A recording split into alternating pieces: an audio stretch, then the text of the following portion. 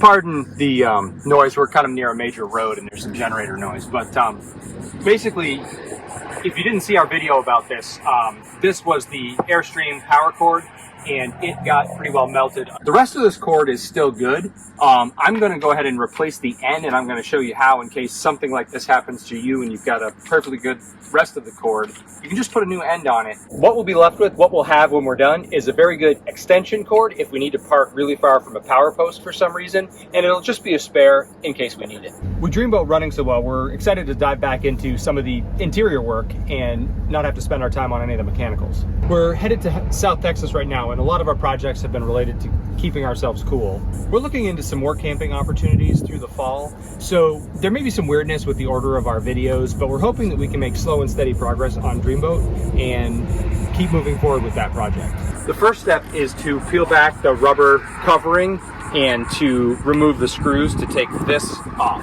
Your cord may vary if you want to try this project, but basically the idea is to put a female end on this cord.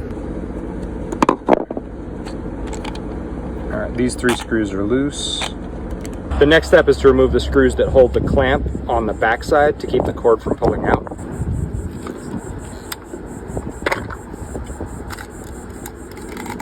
Check out this carnage real quick. We've got definitely well melted plastic, melted wire coating. This was the part of the plug outside the Airstream wall. Actually, it looks pretty comparable to the melting that we saw inside the Airstream wall.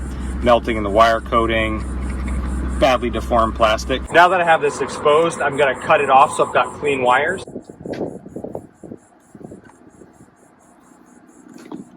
Before I strip the wire here, I'm gonna open this up to see exactly how much wire I need to strip. On this particular cord head, I've got to take out 3 screws here, and I really have to have exactly the right screwdriver. The first one I grabbed that seemed right, I really couldn't get them loose, so just a little advice there. This, like some electronics, has a sticker on it where if you open up your electronics, it voids the warranty. Now this one's a bit funny because you can't use it until you do that, so there goes the warranty. Kind of took the parts that were loose in here and put this how it's supposed to be, drop these into place. They just slide out, slide back in. The instructions, which Shauna insisted I open, actually have something useful in them. There's a strip gauge showing that these things don't all strip to the same length. Just stripping this back with a razor blade. Very important to be careful when doing this so you don't cut into anything that you don't want to cut. Take it slowly just to be sure I don't mess anything up. Looks like I've got enough of this strip now of the big coating to be able to go ahead and strip the smalls and get it screwed down into place. First try I didn't like it. I need to strip just enough to get pinched under the screw and make sure they're cut clean.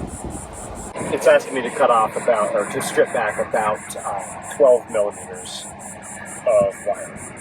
Incidentally, we got this from Amazon, and I'll leave an Amazon affiliate link in the description box below. Just checking to see if I've got this slid up far enough. I don't yet have it. The green gasket slid down enough, so I'll keep working on that. So I've got 2 of these prongs on. I'm going to put the 3rd one on now.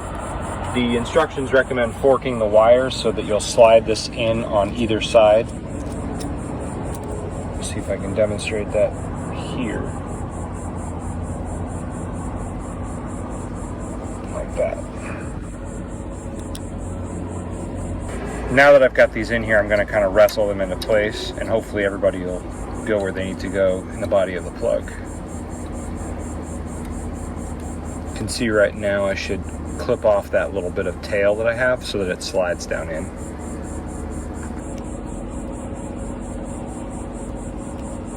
I've cleaned up the ends of the wires that were overhanging, and I'm going to give this another try to get it lined up.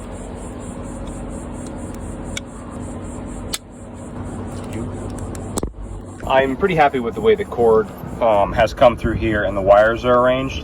I've now got to screw down the cord keeper from the other side, and then I can put this cover back on.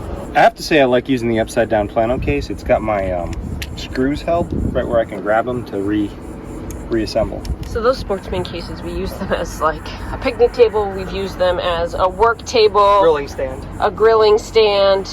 They're my ladder when I can't reach stuff sometimes, and I don't want to get out the telescoping one. I like the way that has come together, and I think it's time to put the back on.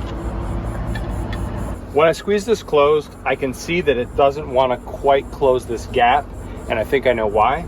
These rings on the back here go around the screw and push down on this plate, and I think they're riding up because I don't have the cord cut short enough. I've trimmed this back, the wire back, and I've got this ready to put back together, and I think I can get the screw to tighten it down and close that gap. Oh yeah, that's much tighter. So there we go. Yeah, I don't really like that there isn't a seal in here, there isn't a gasket of any kind, but I really don't expect to have to use this very often, and I think it'll be okay. When 25 feet off of this isn't enough, then we might have to use this. I don't want to waste a perfectly good cord when all I have to do is just throw a head on it to be able to use it. We were thinking we might need one of these to carry just in case, and now we've got one.